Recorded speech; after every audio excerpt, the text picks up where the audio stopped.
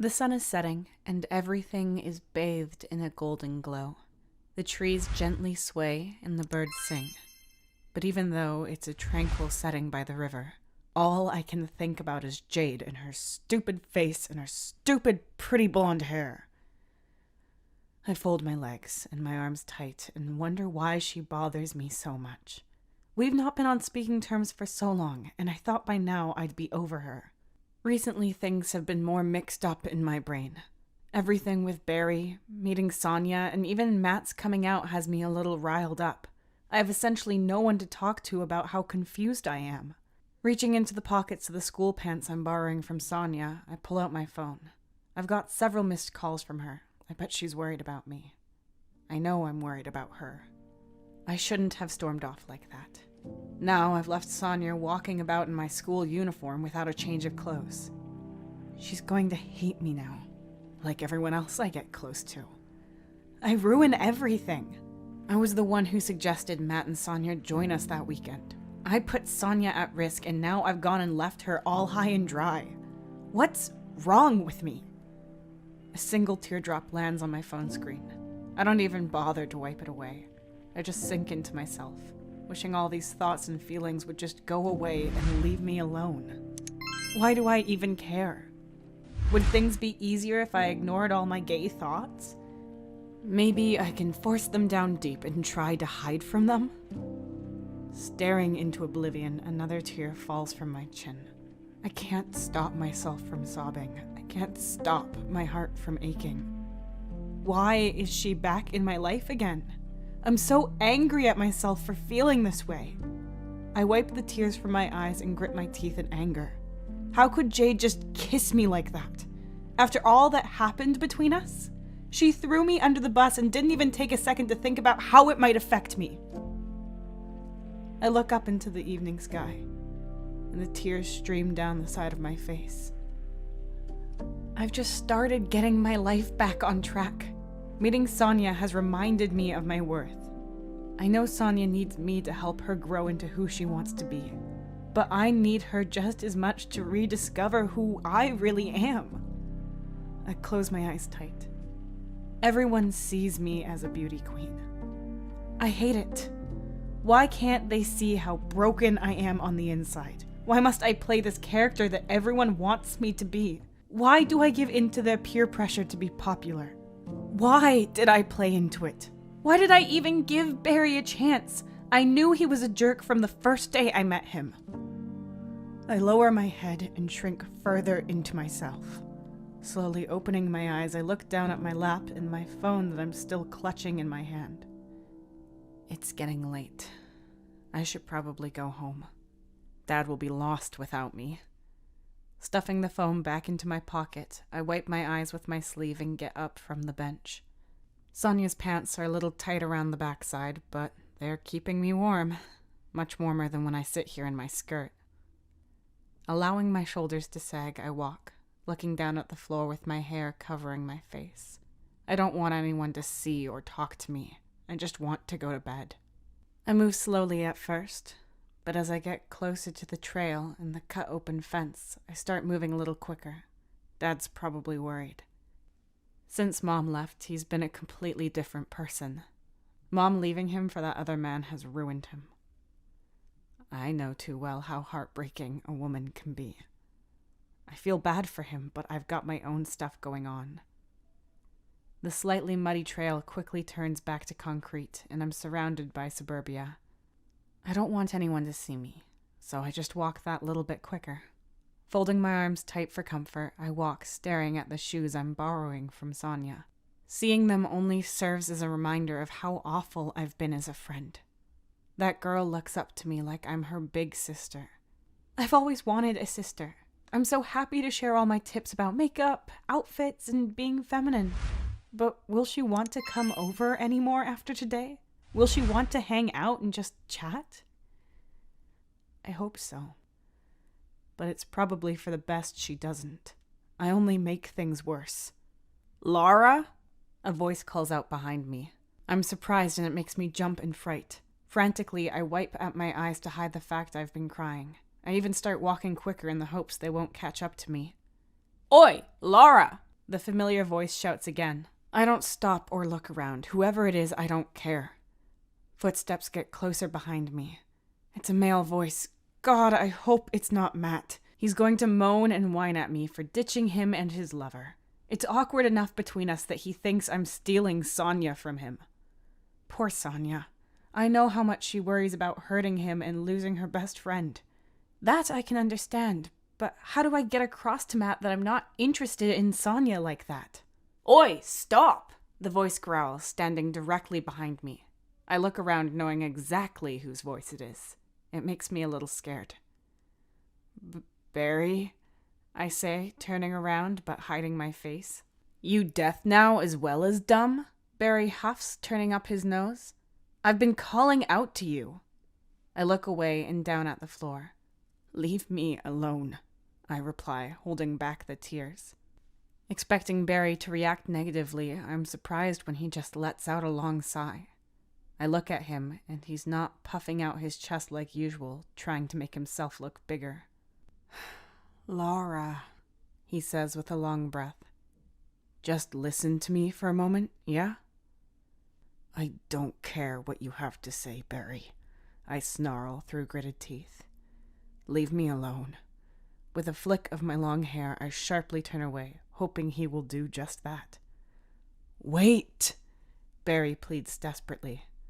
Please just hear me out. With my back facing him, I stop walking and just stand in the middle of the pathway, still staring at Sonia's shoes. I do and say nothing more. He steps up behind me, but doesn't touch me. I always knew, Barry says reluctantly, like it almost hurt him to speak.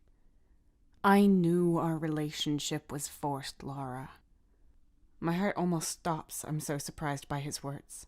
As tears bubble behind my eyes, I turn to look at him.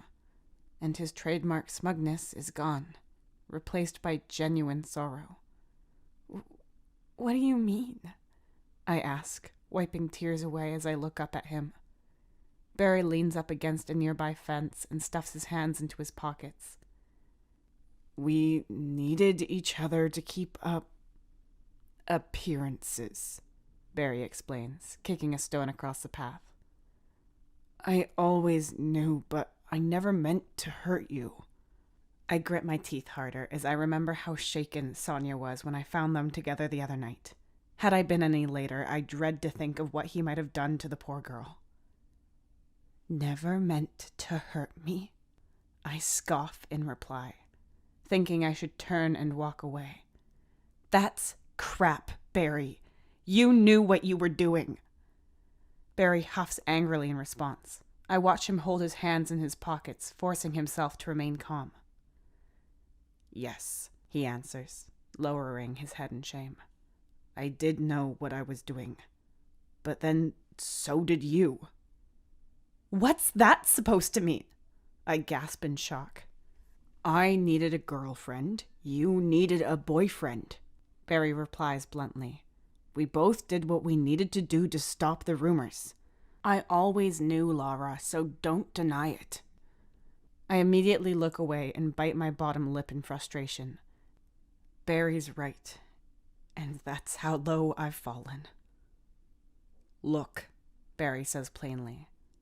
I'm sorry for those times I pressured you to do stuff with me. I just thought you'd be as keen to squash those rumors. How was I supposed to know you'd end up inviting a girl to my family cabin that you clearly had a crush on? Barry kicks again at the floor. Then all you wanted to do was spend time with her, like I wasn't good enough, leaving me with that other dork, Matt. I told everyone we were going to the cabin that weekend to make love, Lara. That's disgusting, Barry, I say in revulsion. Also, shut up. I didn't invite Sonia because I had a crush on her. Barry, I invited her because I'm lonely. Lonely? Barry scoffs, throwing me a quick but filthy look. All my buddies adore you. Also, what about all those girls at school who are desperate to be close to you? I'm not buying it, Lara. You weren't lonely, you were horny. No, I wasn't, I sneer. Yes, Barry replies flippantly. You were. Oh, fine, I huff in irritation. Yeah, so I may have a slight crush on Sonia, but that really wasn't the reason I wanted her there. She seemed so different and innocent from all the girls around me, and I hoped she could be the change I needed in my life. Different? Barry laughs in mockery. Sonia certainly was that. It still pisses me off knowing that she's actually a he. Barry lowers his head and sighs. So you weren't planning on getting it on with Sonia that night? I narrow my eyes and glare. No. Barry shakes his head in reaction and covers his face with both hands. Great. He laughs anxiously into his hands. I won't forgive you for what you did to her that night, Barry, I say with venom. Stupid, wasn't it? Barry admits, lowering his hands from his face. But I'm sure you, of all people, would understand why I did it. I have to be seen a certain way, and I thought you were about to humiliate me. I panicked, and I'm not proud of it. I look at his eyes, and he's starting to cry. A sight I never thought I'd see from a guy who's out of touch with his emotions. He might as well be made of stone. Good. I hope he feels bad about it, because he should. What he's saying, it's just absolutely ridiculous. He can try and justify however he wants, but at the end of the day, he needs to own up to it. Stupid is not a strong enough word for it, Barry, I reply candidly. You are trash, and always will be. Always. Are we finished? Can you just leave me alone now? I don't ever want to talk to you again. Barry doesn't react angrily. He barely reacts to me at all. He just stares lifelessly at the floor, clearly deep in thought. It's an awkward moment as I just glare at him. Nathan's parents found out about Sonia, Barry declares, breaking the silence between us. They aren't happy. Nathan's father almost knocked Matt out. They've now since both ran away, and I don't blame them.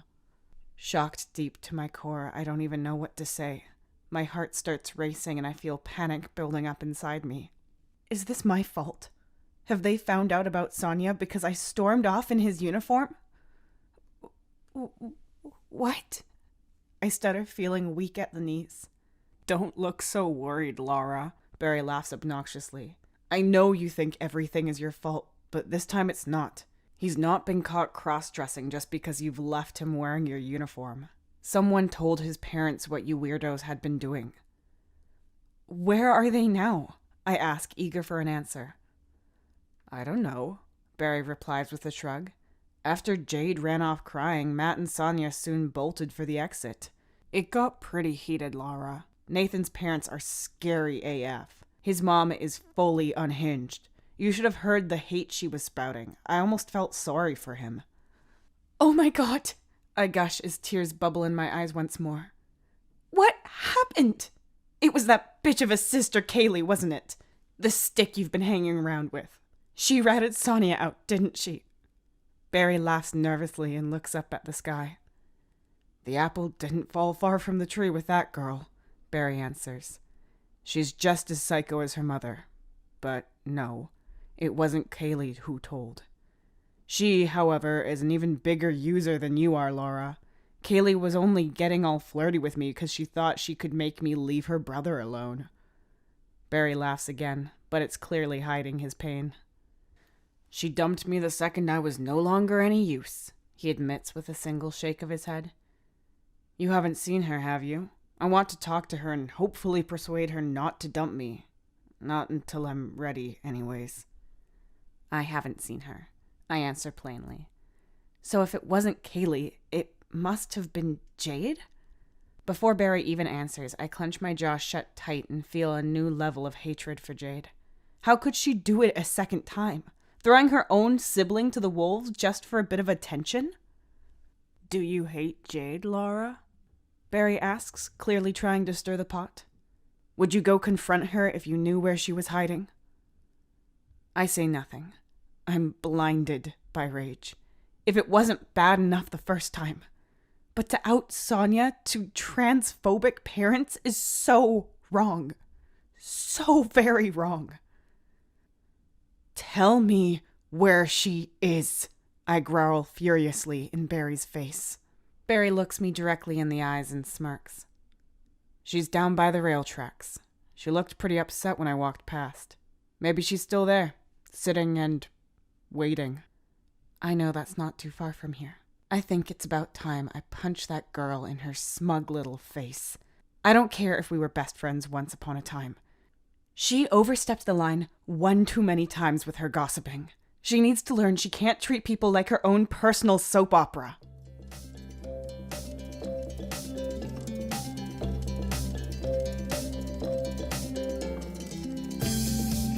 Thank you so very much for watching and making it all the way to the very end. If you've enjoyed the content, please consider supporting us on Patreon, where members get early access to all our content.